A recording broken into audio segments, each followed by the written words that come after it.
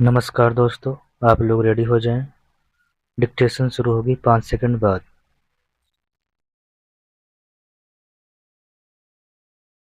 Start. सभी प्राकृतिक संसाधन पृथ्वी पर सीमित मात्रा में हैं। जिस तरह से विश्व की जनसंख्या बढ़ रही है, उससे यह अनुमान लगाया जा रहा है कि वर्ष 2030 तक यह बढ़कर 8 अरब से भी अधिक हो जाएगी तथा जिस तरह से प्राकृतिक संसाधनों का उपयोग किया जा रहा है, उसका दुष्परिणाम यह होगा कि आने वाली पीढ़ियों के लिए आवश्यक प्राकृतिक संसाधन भी पृथ्वी पर उपलब्ध नहीं होंगे।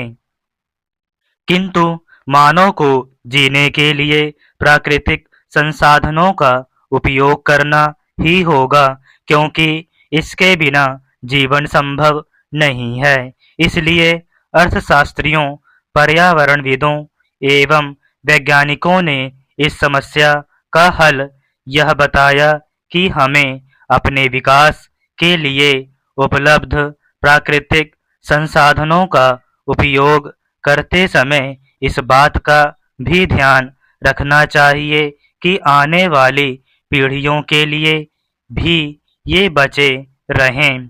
इस तरह सतत विकास की अवधारणा का विकास हुआ। सतत विकास एक ऐसी प्रक्रिया है जिसमें वर्तमान आवश्यकताओं को पूरा करने के लिए उपलब्ध संसाधनों का उपयोग करते समय इस बात का ध्यान रखा जाता है कि भावी पीढ़ी की आवश्यकताओं में भी कटौती न हो। सतत विकास में सामाजिक एवं आर्थिक विकास के साथ साथ इस बात का ध्यान रखा जाता है कि पर्यावरण भी सुरक्षित रहे। विकास एवं पर्यावरण एक दूसरे के विरोधी नहीं हैं, अपितु एक दूसरे के पूरक हैं। संतुलित एवं शुद्ध पर्यावरण के बिना मानव का जीवन कष्टमय हो जाएगा। हमारा अस्तित्व एवं जीवन की गुणवत्ता स्वस्थ पर्यावरण पर निर्भर है। विकास हमारे लिए आवश्यक है और इसके लिए प्राकृतिक संसाधनों का प्रयोग भी आवश्यक है, किंतु ऐसा करते समय हमें सतत विकास की अवधारणा को अपनाने पर जोर देना चाहिए। परमाणु ऊर्जा का प्रयोग कर कोयला एवं खनिज तेल जैसे प्राकृतिक संसाधनों का संरक्षण किया जा सकता है। नाभिकीय विखंडन के दौरान उत्पन्न ऊर्जा को नाभिकीय या परमाणु ऊर्जा कहा जाता है। जब यूरेनियम पर न्यूट्रॉनों की बमबारी की जाती है तो एक यूरेनियम नाभिकीय विखंडन के फलस्वरूप बहुत अधिक ऊर्जा व 3 नए न्यूट्रॉन उत्सर्जित होते हैं। ये नव उत्सर्जित न्यूट्रॉन यूरेनियम के अन्य नाभिकों को विखंडित करते हैं।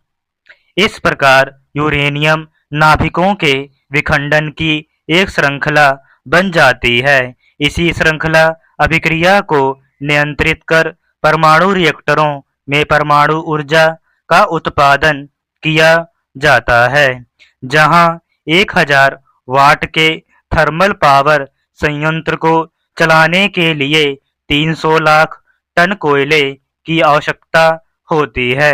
वहीं इतना ही विद्युत उत्पादन नाभिकीय रिएक्टर में मात्र 30 टन यूरेनियम से संभव है। रिएक्टर से प्राप्त विद्युत ऊर्जा का उपयोग विभिन्न उद्योगों में किया जाता है। ऊर्जा संकट की समस्या के समाधान के लिए आधुनिक स्रोतों में जल विद्युत को भी विशेष महत्व दिए जाने की आवश्यकता है। जीवाश्म ईंधन के विपरीत यह ऊर्जा स्रोत एक बार प्रयोग के बाद नष्ट नहीं होता। इसे नवकरणीय ऊर्जा स्रोत कहा जाता है। स्टॉप।